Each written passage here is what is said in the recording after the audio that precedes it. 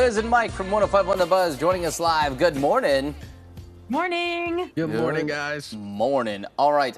Before we dive into The Rock's comments on Oprah's Maui Fund fundraising, what is the backlash here? Oprah, a little under fire.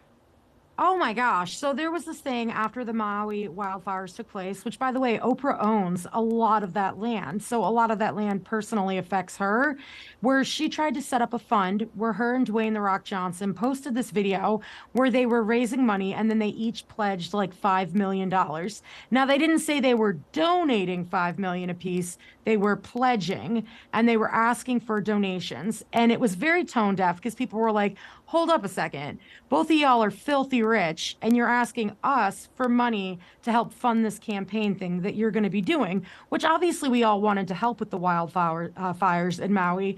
But it was a little tone deaf coming from them asking, people that are struggling to buy groceries, pay bills, pay rent, to donate their money.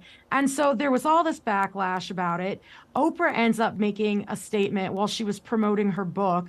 And I'm going to paraphrase here, but basically she was just like, oh, the peasants are jealous of me, is the tone and the feeling that I got from it. And she had even more backlash from it. And so Dwayne "The Rock" Johnson, he's an equal part of this. And he's just kind of just laid low, hasn't said anything, just kind of waiting to see how it pans out. And yesterday he ended up posting an Instagram video. And in it, he's like, I understand that, that this is difficult when you hear people that have money are asking for money. Everyone's living paycheck to paycheck. I understand how that could be tone deaf. And basically he took accountability, which I think is the best thing a celebrity can do at this point. Like, we don't want some PR, you're better than us response like Oprah gave. We want to know, like, hey, I messed up, but I'm going to try to do better in the future. And that's kind of what Dwayne "The Rock" Johnson gave us in his Instagram video. What is the difference, if you don't mind me asking, between pledging the $5 million and donating the $5 million? I guess that kind of confuses me. So it's a gray area. Donating means you're about to write a check yourself. Pledging means you're going to raise the money. So that's where people were like, now hold on, when you say you're pledging the money, what exactly do you mean? Do you mean you're pledging our money, or are you pledging your own money? And they never honestly really gave us a clear-cut answer on that. Okay, I can see where that might have upset people. Yeah. They didn't give us a clear-cut answer on it, but The Rock owned it. He had accountability, like Liz said. So we kind of got to move on from, tearing down The Rock for this whole thing. But Oprah, she doubled down on it when she was asked about it. She just kind of kept that train kept going wherever she thought it was going to go, and it just does not look good for her.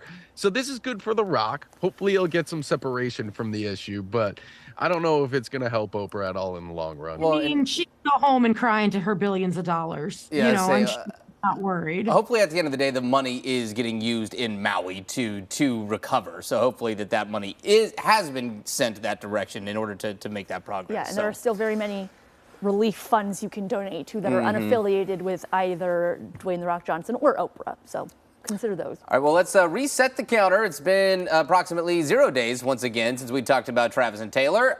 Emma, the floor is yours. I mean, I've got to say, this topic is souring me on Blondie because I love Taylor Swift, but I do not care how many football games she attends. And I don't know why anyone does. This is one of the top trending stories. She missed the Chiefs-Vikings game. And, I mean, Travis Kelce got an ankle injury, but those aren't related.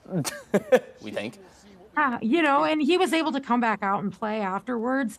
I'm here for this, though. I'm sure she's going to make an appearance at the next, Chiefs game. But it was probably that it was getting to be too much because there was so much coverage around it.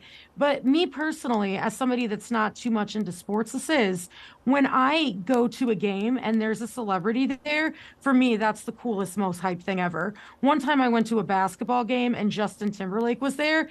I can't even tell you who won the game. The entire time I was zoned in on him. So I understand, like, there's a lot of fans that are a little disappointed that showed up with their sparkly signs hoping to see Taylor. But obviously you're not promised Taylor Swift at anything unless you buy take it to her concert. Are people aren't looking into this until like, are they okay? Are they, or do people understand like she's allowed to miss a single football game, or are people being like, do people think they're done?